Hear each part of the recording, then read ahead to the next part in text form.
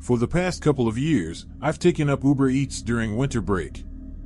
With college out for a whole month, Uber Eats became the go-to gig. No job interviews, just straightforward work. I didn't work during school, so this was a simple way to make some extra cash over the holidays. It was a few weeks before Christmas when this unsettling incident occurred. On a snowy night, I borrowed my dad's pickup truck to deliver orders. The snow seemed to keep many drivers at home, so I was getting big orders all night. After about 3 hours, I received an order from a drive-through place. The destination was a bit far, but the tip made it worthwhile. As I drove to the house in what seemed to be a nice neighborhood on the other side of the county, it was already 11 p.m., and the snow had piled up on the roads. Tired, I decided this would be my last delivery for the night. Arriving at the neighborhood, I observed the houses, huge, with plenty of land between them, but none appeared very new. They had that classic, older mansion style. Finally reaching the delivery address, I noticed the driveway covered in at least a foot of snow. I parked on the road and trudged through the snow to the house. Surprisingly, no lights were on, and a notice on the front door caught my attention. It claimed to be issued by the county, but before I could read further, I heard footsteps behind me. Turning around, I saw a man approaching from around the garage. He had a good look. Short buzz cut and wore a dirty jacket. To break the silence, I mentioned I was delivering his order, but the man didn't respond. As he stood there, something felt off, a gut feeling.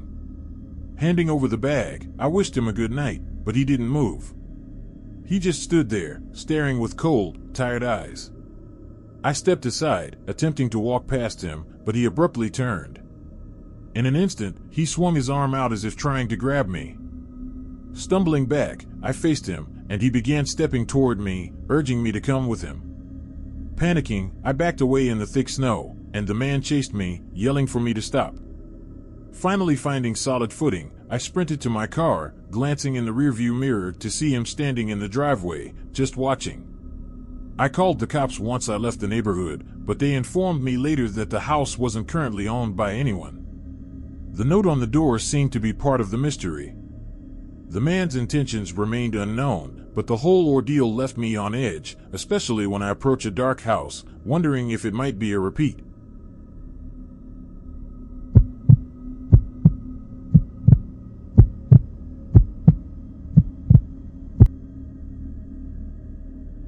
Last year, during the holidays, I made the 15-hour trek to visit my family.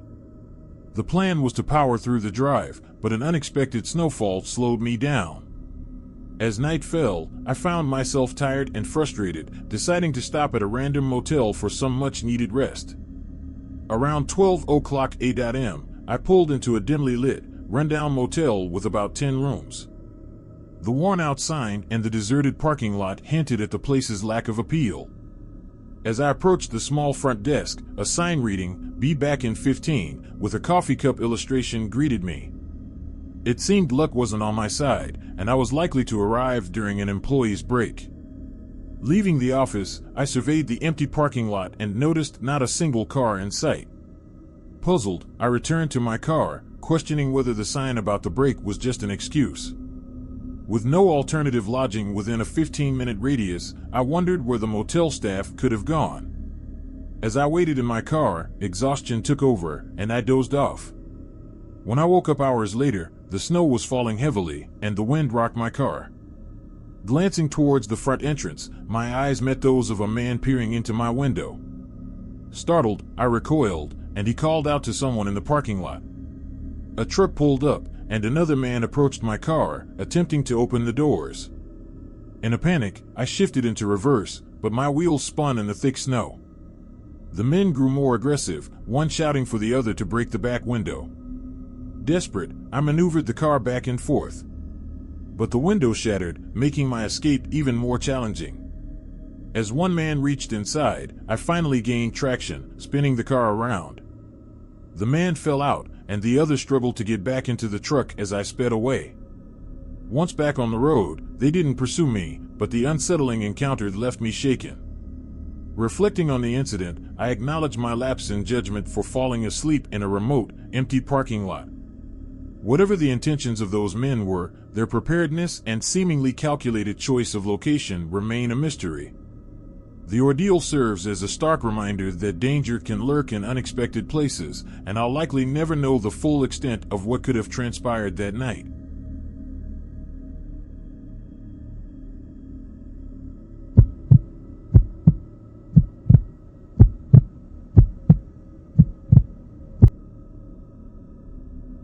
It was early December, and I decided to spend my day off at home enjoying the warmth of the fireplace.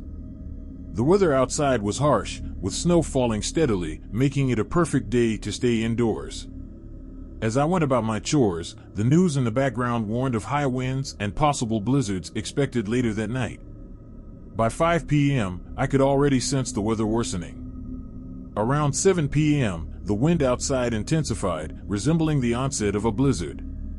I turned on a different channel, trying to distract myself. However, the unsettling sound of the wind slamming against the house caught my attention. Curious, I went to the window facing the backyard to assess the situation. Amidst the swirling snow, I noticed a figure walking through my yard. My backyard, unfenced and relatively large, wasn't a place one would expect someone during a blizzard. The figure walked at a regular pace toward the end of my yard, disappearing into the snow and darkness. I stayed by the window, intrigued and somewhat concerned, trying to catch another glimpse, but I saw nothing. Minutes later, there was a knock at the door. I cautiously opened it to find a man in a heavy winter jacket. His nose was bright red, and his face appeared frozen from the cold. Whether this was the same person from my backyard, I couldn't be certain, but it seemed likely. Considering the extreme weather conditions, the decision wasn't as straightforward as one might think. After a moment's contemplation, I told him he could wait on the porch, sheltered from the snow, and offered him an old jacket of mine. The man didn't seem thrilled, but accepted and sat on a chair on the porch. I closed and locked the door, then went upstairs to retrieve the jacket. As I stood with the jacket in hand, about to unlock the door, an inexplicable hesitation gripped me.